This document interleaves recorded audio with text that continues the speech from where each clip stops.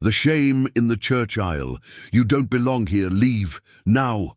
Those were the words that shattered Grace's world as she stood at the back of St. Mary's Church, clutching her baby daughter in trembling arms. Her cheeks burned with humiliation. Dozens of eyes turned. The murmurs of a congregation paused mid-prayer. Even the priest seemed unsure whether to step in or step back. Her ex's mother, Eleanor Blackstone, wealthy, sharp-tongued and dressed like royalty, stood at the altar like a queen banishing a servant. This is a private family ceremony. You were not invited. The words weren't just cruel. They were public. Grace looked down at her baby, Emma, just 6 months old, wrapped in a soft white christening gown Grace had sewn herself. Emma gurgled innocently, unaware of the storm swirling around her. "I'm her mother," Grace whispered, barely audible. "I have every right to be here." Her ex, Thomas Blackstone, stood near the priest, hands folded, jaw tight, avoiding her eyes. He hadn't said a word. The man she once loved, who had begged her not to abort this child, now stood frozen, spineless. Eleanor's voice rose. "Your invitation was revoked when you walked out on my son. I left because he—" Grace stopped herself. There was no point explaining to people who had already chosen a side. The priest looked torn, uncomfortable, but nobody helped, not even the friends Grace had once shared with Thomas. They sat in pews, stiff, pretending they didn't see her tears. Emma began to fuss. Grace rocked her gently, heart pounding. She could still leave with dignity, but why should she? This was her child, her daughter's baptism, her moment too. "Don't make this ugly," Eleanor hissed. "Hand her over and leave." "Over my dead body," Grace said, louder than she meant to. A gasp rippled across the room. Someone stood, a tall man in a charcoal suit at the back of the church. He hadn't been sitting with the others. In fact, Grace hadn't even noticed him until now. Broad-shouldered, composed, unfamiliar. But his voice, when he spoke, carried the power of command. "Is this how you treat the mother of the child you're baptizing?" Silence. All heads turned to him. Even Eleanor's haughty expression faltered. "Excuse me?" she said, clearly unused to being questioned. "I said—" The man took a step forward, voice calm but firm. "Do you humiliate the woman who carried this child for 9 months, who's here to celebrate her daughter's spiritual beginning? In a house of God." "Who are you?" Thomas asked finally, his voice breaking. The man smiled faintly, but his eyes never left Eleanor. "Let's just say I don't like seeing people bullied in church." Grace stared at him, utterly confused. He wasn't family. He wasn't a friend. So why was he standing up for her? Eleanor regained her composure, flicking her hair over her shoulder. "This doesn't concern you, sir. This is a family affair." "Exactly," he said. "And she is the family, the mother of the child. You, madam, are the guest." The priest shifted. A quiet "Amen" came from somewhere in the crowd. Grace blinked, feeling the weight lift just slightly. "Let her stay," the man continued, "or you'll baptize your granddaughter in a ceremony soaked in shame and arrogance. Is that what you want?" The silence that followed was suffocating. Finally, Thomas spoke. "It's fine. Let her stay." Eleanor opened her mouth to object, but the man held up one hand. That would be wise. And with that, the man walked past Grace, gave her a short nod and disappeared down the side aisle. She stood frozen, stunned. He was gone before she could thank him. But the baptism resumed, and Grace, humiliated, shaken, but still holding Emma close, took her place quietly in the front pew. Later that night, Grace sat in her tiny one-bedroom apartment, feeding Emma. Her bottle, heart still racing. Who was that man? Why did he help, and how did he know her name? Because when he walked past her, he hadn't just nodded. He had leaned in and whispered, "I've been watching. You deserve better than them." Her blood had run cold. Who was he? The stranger who knew too much. It had been 4 days since the baptism. Grace couldn't sleep. Not because of Emma's cries. Her baby had surprisingly started sleeping through the night. But because of him. The stranger in the grey suit. The man who had stood up for her when nobody else had dared. His words kept replaying in her mind. "I've been watching. You deserve better than them." She didn't know whether to feel grateful or afraid. Why had he said watching? Was it a warning or a sign of protection? She didn't even know his name. That morning, Grace sat by the window with a chipped mug of coffee, Emma napping in her crib nearby, and the city waking up below. Her tiny apartment was barely furnished, just a second-hand couch, a wobbly table, and a bookshelf, missing a leg propped up with cardboard. But she had peace, and Emma, her phone buzzed. It was a number she didn't recognize. Her thumb hovered over the decline button, then she hesitated and answered. "Hello?" A low, calm voice replied, "Good morning, Miss Avery." Her heart stopped. That voice, smooth, steady, him. "Who is this? I apologize for the surprise. My name is Elias Ford." "Okay.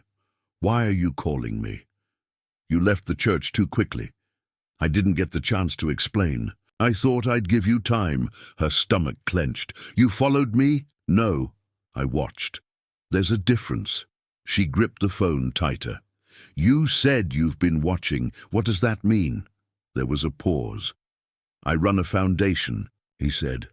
"We support women who have survived emotional and legal abuse. I met your case through a volunteer who works at the county courthouse.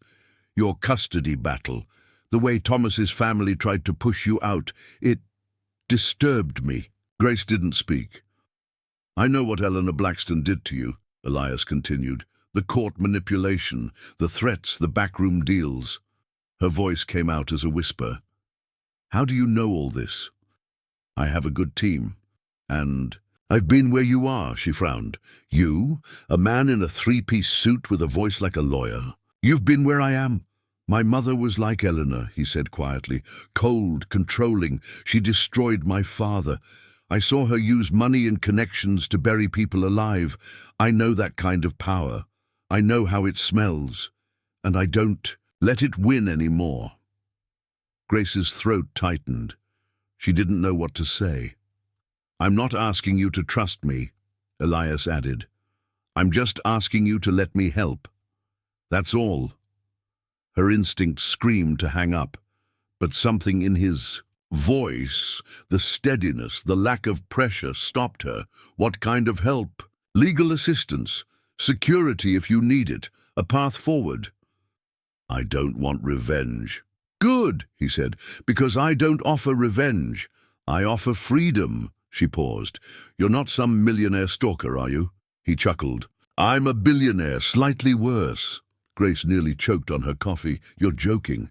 "I wish I were, but I inherited a tech company I didn't want. Now I use it to fund things that matter. You matter." She didn't know whether to laugh or cry. "Can I meet you?" she asked quietly. "You already have." "No, I mean properly." He hesitated. "Only if you feel safe doing so." "Choose. A public place. I'll come to you." Grace bit her lip. "There's a little cafe near the library. Tomorrow at 11. I'll be there." The next day, Grace arrived 10 minutes early. She sat at a corner table, heart hammering, eyes flicking to the door every few seconds. She didn't know what she expected. A bodyguard, a limousine, maybe someone arrogant in sunglasses. But when Elias Ford entered the cafe, he looked ordinary, clean-cut, soft-spoken. His presence was confident but not loud. He smiled as he approached. "May I sit?" She nodded. "You look less intimidating in daylight," she said. "That's intentional." "Why are you doing this, really?" He studied her. "Because I see a pattern. A powerful family uses its money and influence to silence a young mother, take control of a child, and leave her with nothing. That's not just cruel. It's dangerous." Grace looked down. "They said I wasn't good enough, that I was poor, that Emma would grow up damaged if she lived with me." Elias leaned forward. "And yet here you are, still standing, still raising her, still showing up even when they tried to erase you." Tears prickled at her eyes. I'm tired, she admitted. I'm tired of pretending I'm okay. I work 3 jobs. I can barely afford formula some weeks, but I can't let them take her. You won't let them, he said firmly, and I'll make sure they can't. She looked up. Why me? Why not someone else? He paused, then said softly, because I saw your strength when no one else did. Grace wiped her eyes quickly. What do you want from me in return? Nothing, Elias said, but I do have a proposal. Her brow lifted. That sounds like something with strings. He smiled slightly. Not like that. My company has a media division. We're working on a documentary series, real stories of survival told by women. I want you to tell your story, only if you're ready. A documentary? It'll expose the quiet battles people like you fight, but more importantly, it'll inspire others. We'll protect your privacy. No pressure. Just think about it. Grace felt something she hadn't felt in years. Hope. I'll think about it, she whispered. That night, Grace returned home to find something strange. Her front door was slightly ajar. Panic exploded in her chest. She rushed inside. Emma was safe, sleeping peacefully. But drawers were open, her kitchen cupboards ransacked, her laptop gone. She called the police immediately. They arrived within minutes. No signs of forced entry, the officer said. Could be someone who had a key. Grace's mind reeled. Only one person had ever had a spare key. Thomas. The next day, Elias showed up again, this time at her apartment. How did you know? She asked. I have alerts set up, he replied. When the police were dispatched here, I got the notification. Grace showed him the mess. He looked around slowly, then said, They're sending you a message. Grace's face paled. What kind of message? That you're being watched, too. She gripped the wall. I can't live like this. You won't. He pulled out a small card. I want you to move, somewhere safe. My company will cover everything, just until this settles. Her pride fought back. I don't want to be a charity case. You're not, Elias said gently. You're a mother doing everything to protect her daughter. Let someone protect you for once. She took the card. Her hands were shaking. Okay, she whispered, but in the shadows of her apartment, something darker was brewing, because what Grace didn't know was that the break-in was not just intimidation. It was a warning, and the person behind it wasn't Thomas. It was Eleanor, and she had just made a deal with someone Grace thought was long gone, someone who had secrets Elias didn't see coming. The safe house and the stranger. From the past, the house Elias arranged was nothing like Grace expected. Tucked in a quiet suburb on the edge of the city, surrounded by tall trees and silence, it had a small garden in the front, ivy curling around a white wooden porch. It looked peaceful, too peaceful for someone who'd been living with eyes on the door and a bat under her bed. Inside, it smelled like cinnamon and soap. Simple, warm furniture, a crib already set up, groceries in the kitchen, a basket of toys. Grace stood in the middle of the living room, speechless. Everything here is yours until you're ready to go back, Elias had said that morning. Security cameras are set up. No one knows this address. Only me. She had nodded, numb and exhausted. All she wanted was for Emma to be safe. Now, as the baby napped in her arms, Grace walked from room to room, trying to convince herself this wasn't a dream or a trap. A knock on the door made her freeze. She put Emma in the crib gently, heart pounding. Another knock, softer this time. She checked the peephole. It was Elias. Relief flooded her chest. She opened the door. He held up a small paper bag. I brought lemon cake, thought you could use something sweet. Grace let out a breath and smiled slightly. You really are weird. I get that a lot. They sat in the kitchen. He cut the cake, handed her a slice, and waited until she took a bite before speaking again. There's something you need to know, She looked up. "My team pulled security footage from your old building," he said. "We got a blurry image of the man who broke in. It wasn't Thomas." Grace's heart skipped. "Then who?" "We're still enhancing the footage, but something's off. Whoever it was knew exactly what to look for. Your documents, your laptop, your family photos. That's not normal." She swallowed hard.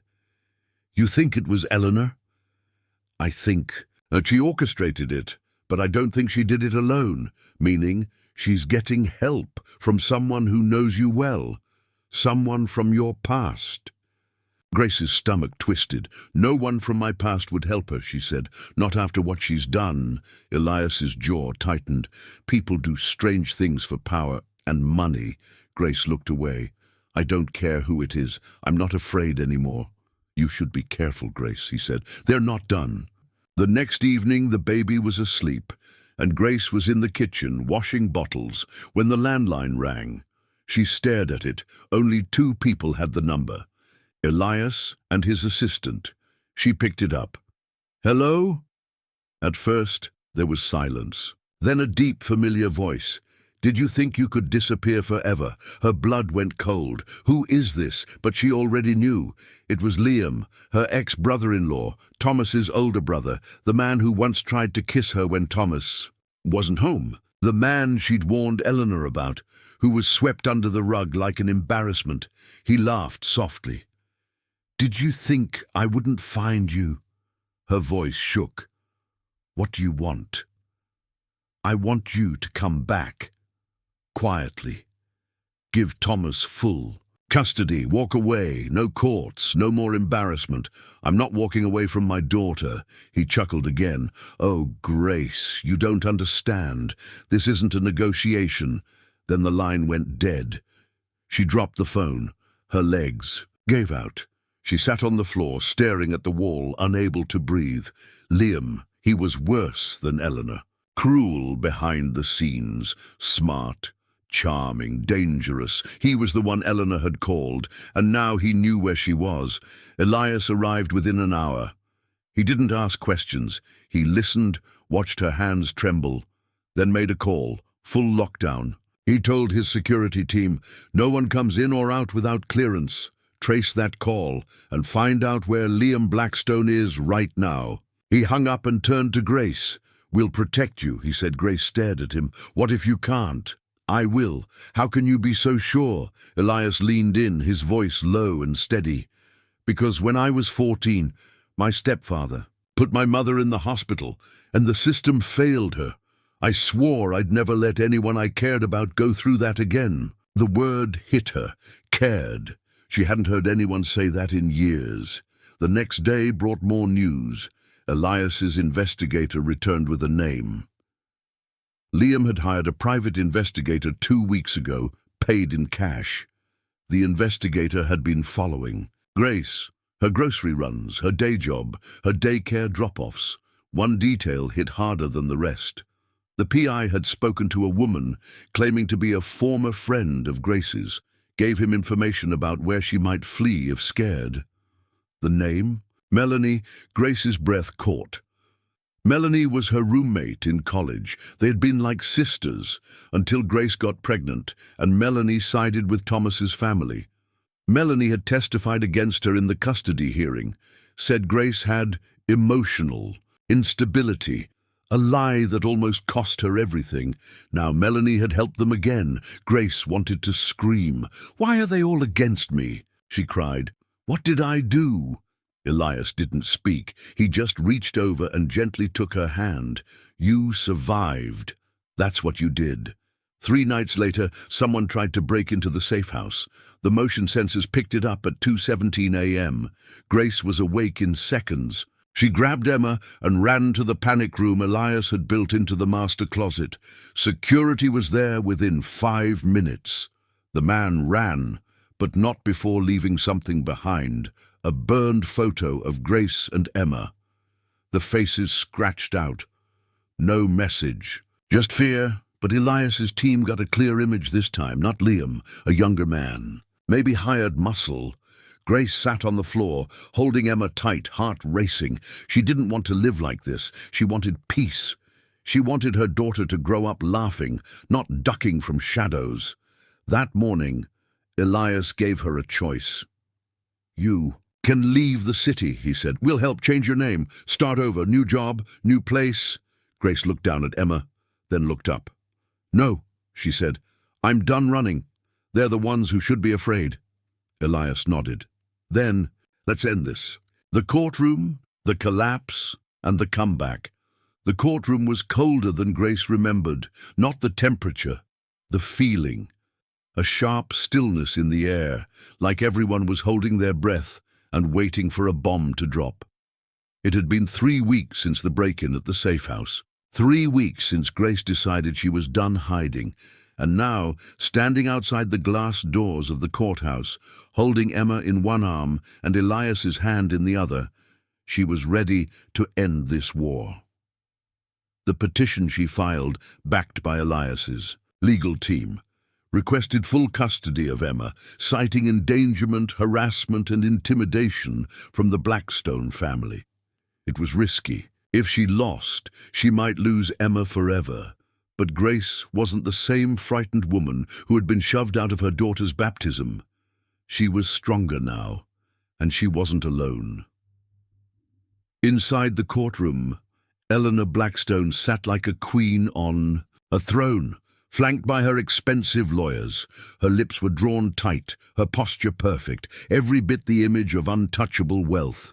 Liam, on the other hand, looked restless, irritated. His eyes darted toward Elias now and then. He didn't. Like being in the same room as someone richer, more powerful, and unbought. Thomas wasn't there. Grace wasn't surprised. He had stopped showing up when things stopped going his way.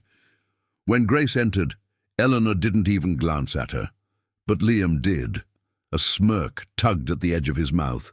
Elias leaned toward Grace and whispered, "They're nervous. You just can't see it yet." She swallowed her fear. Then the judge entered, and the hearing began. Grace's lawyer, a quiet but fierce woman named Jordan, went first.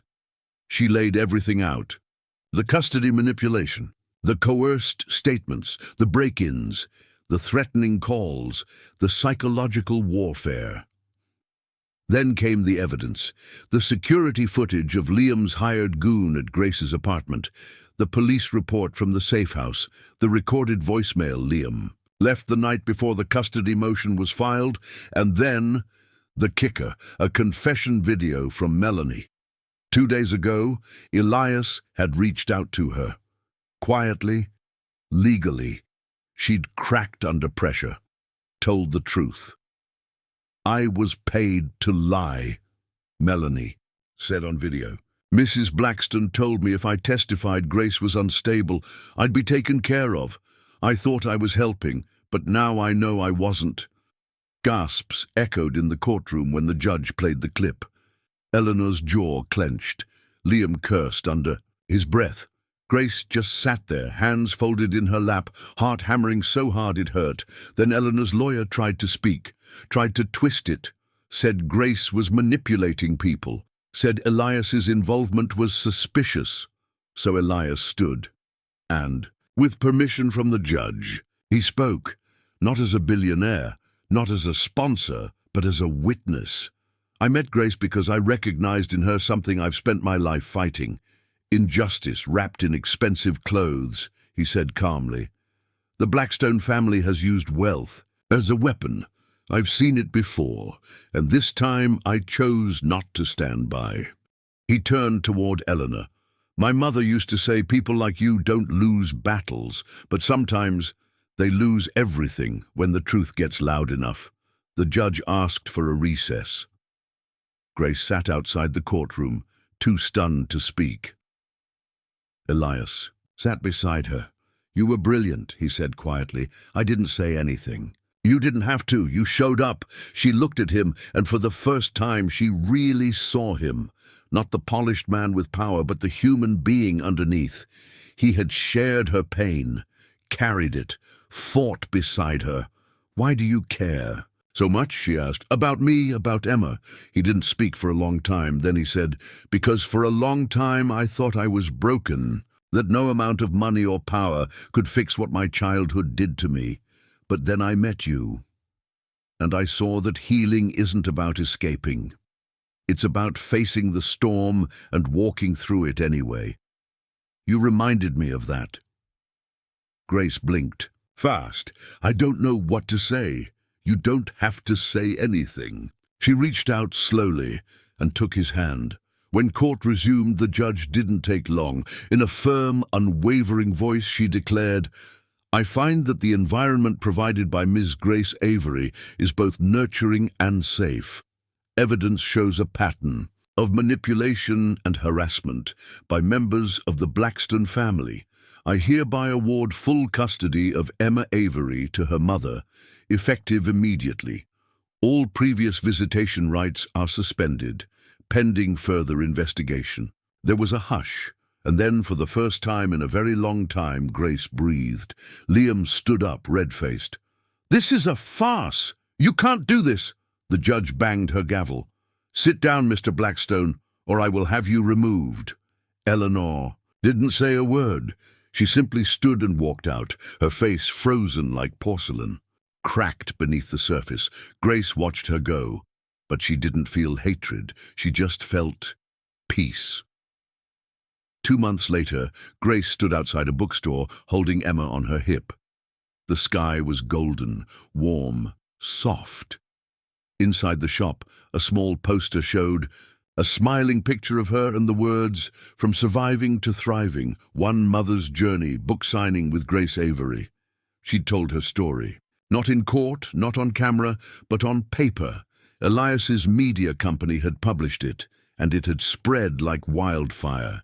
People had started writing letters, women from across the country thanking her for speaking out, for showing it was possible too. Rise, the door opened, Elias stepped out. He wasn't in a suit, just jeans, a shirt, and a look she now recognized, quiet admiration. The lines around the block, he said, they're here for you. She smiled. They're here for the truth. Emma giggled in her arms. Elias stepped closer. You ready, Grace? Looked up at him, sunlight catching in her eyes.